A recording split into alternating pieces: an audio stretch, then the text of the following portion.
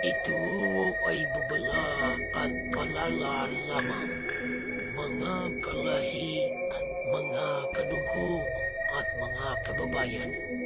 Mag-ingat at maging usisa sa mga kantin o restaurant na iyong kinakainan at kinasasabikan.